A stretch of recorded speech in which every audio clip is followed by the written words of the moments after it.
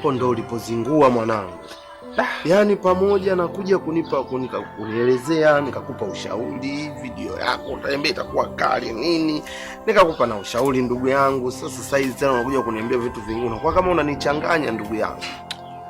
Mpaka hapo ndugu yangu, yani jambo lishakuwa ngumu sana, kwa sababu yule ndo video queen ambaye alikuwa nishampoint tunaweza kucheza acheze kwenye huo wimbo moja. Hasa naye hapo ndo kama hivyo ni mjamzito. Unajua kwa sababu hizi video bana, ili uweze kushuti upate location kali, inahitajika uanze kuangalia location, utembelee location, uangalie location za kufanya jambo. Sasa kwenye kutembea, unajua sometimes nakuwa natembea nikiwa naye, umeona. Kwa hiyo tunatembea tunaangalia, na yule ni video queen mkali, umeona. Naye pia ana ushawishi wake, umeona. Kwa hiyo ikabidi mwisho siku ndio kitu ikatokea kama hicho, yani ukajikuta nimedipu. Sasa hivi ni mjamzito, umeona. Kwa hiyo nikaona sasa nije kwa yeye nione tunaweza tukafanyaje, umeona, kama mshauri wangu ndugu yangu. Kwa hiyo unataka kuniambia yule binti ule ujauzito sasa ni wewe au?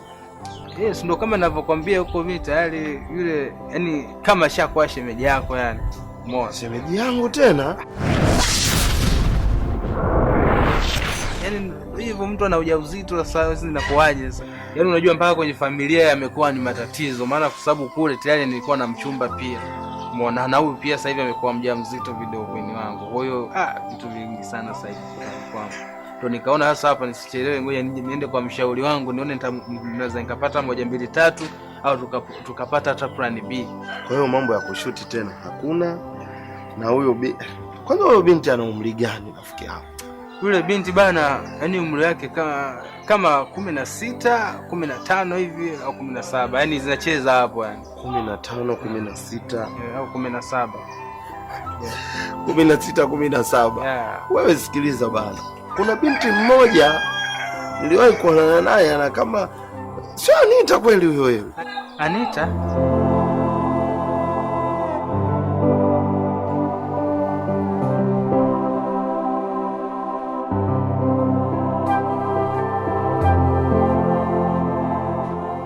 Binti mmoja anaitwa Anita alishakuja kwangu mimi akaongelea habari hizo. Hawa atakuwa Anita huyo bana. Au mambo yenu ya video kwenu sijui movie nini, na yeye ni binti mmoja mzuri anafaa kwenye hayo mambo yenu.